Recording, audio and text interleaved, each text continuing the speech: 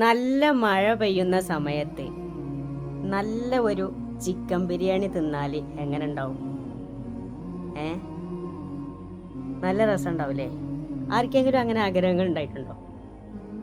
ഞാനിപ്പോൾ ഈ ചിക്കൻ ബിരിയാണി കാട്ടിത്തരാനാണ് വന്നത് നിങ്ങൾ വിചാരിച്ചോ? അപ്പം എന്താച്ച് തീരെ ബുദ്ധിയില്ലേ, സുഖല്ലേ? ഞാനിത് കാണിച്ചു തരാൻ വന്നതല്ല, പിന്നെ പ്രധാനപ്പെട്ട ഒരു കാര്യം നിങ്ങളോട് പങ്കുവെക്കാൻ വന്നതാ. അള്ളാഹുവിൽ നിന്ന് അകന്നു പോയ ഒരാൾക്ക് വളരെ എളുപ്പത്തിൽ തെറ്റ് ചെയ്യാൻ കഴിയും. അതുകൊണ്ടാണ് പിശാച് മർമ്മത്തിൽ തന്നെ പിടിച്ചത്. ഇസ്തഹ്വദ അലൈഹിമു ശൈത്വാനു ഫഅൻസാഹും ദിക്റല്ലാഹ്. അള്ളാഹുവിനെ കുറിച്ച് ഓർക്കുന്നതിൽ നിന്ന് മനുഷ്യ മനസ്സിനെ പിശാച് പിടിച്ചു വെച്ചത്. അള്ളാഹുവിനെ കുറിച്ച് ഓർത്താലോ ആർക്കും തെറ്റ് ചെയ്യാൻ കഴിയൂല. അതുകൊണ്ടാ പിശാച് ആ പണിയെടുത്തത്. എന്നാൽ അള്ളാഹു കൽബിലുള്ള ഒരാൾക്ക്, അള്ളാഹുവിൽ നിന്ന് അകന്നു പോകാത്ത ഒരാൾക്ക് ഏത് തെറ്റിന്റെ ഭാണ്ഡക്കെട്ടിൽ നിന്നും വളരെ വേഗത്തിൽ രക്ഷപ്പെടാൻ കഴിയും. അതെങ്ങനെ എങ്ങനെയാണ് ഒരു തെറ്റിൽ നിന്ന് രക്ഷപ്പെടുക? അഫമൻ ശറഹല്ലാഹു സദറഹു ലിൽ ഇസ്ലാം ഫഹുവ അലാ നൂരിൻ മിർ റബ്ബിഹി. അള്ളാഹു കൽബിലുള്ള ഒരാള് അള്ളാഹുവിന്റെ പ്രകാശത്തിൽ ജീവിക്കും. അതുകൊണ്ടാണ് കിതാബ് എഴുതിക്കൊണ്ടിരിക്കുമ്പോ കരന്റ് പോയപ്പോ, ലൈറ്റ് പോയപ്പോ ഇമാം നവവി തങ്ങളുടെ കൈവിരൽ പ്രകാശിച്ചത്. നിങ്ങളിതെന്താ ഒന്നും ചിന്തിക്കാത്തത്?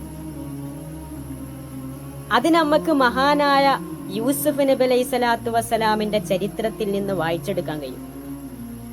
എങ്ങനെയാണ് അള്ളാഹുവിനെ കുറിച്ചിട്ട് ഓർത്താല് തെറ്റിൽ നിന്ന് വളരെ എളുപ്പത്തിൽ രക്ഷപ്പെടാൻ കഴിയുക എന്നത്.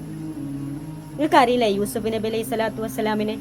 നിങ്ങൾക്കറിയാ, പാട്ടുകളിലൂടെ നിങ്ങൾ കേട്ടതാണ്. കോമളരാം നബി യൂസുഫരന്ന് കാമിനിമാരുടെ കൽബ് കവർന്ന്, ആ മുഖം കണ്ടവരൊക്കെ മറന്നതിനാൽ കൈകൾ മുറിച്ചവരെങ്കിൽ തിളങ്ങിടും പങ്കജമേനി മൗലാന മൗലല്ലാലമി സയ്യിദ് അദ്നാനി. ആ യൂസുഫ് നബി അലൈഹി സ്വലാത്തു വസ്സലാമിനെ സുലൈഖ ബീവി ഒരു ദിവസം ഒരു റൂമിലേക്ക് വിളിച്ചിട്ട് സുലൈഖ ബീവി പറഞ്ഞുവത്രേ, യൂസുഫേ വകാലത്ത് ഹൈതലക്, ഇങ്ങോട്ട് കടന്നു വാ. തെറ്റ് ചെയ്യാന് എല്ലാ സൗകര്യവും യൂസുഫ് നബിയുടെ മുമ്പിൽ തുറന്നു കിട്ടിയപ്പോ അള്ളാഹു വിശുദ്ധമായ ഖുർആനിൽ എന്താ പറഞ്ഞെന്നറിയോ?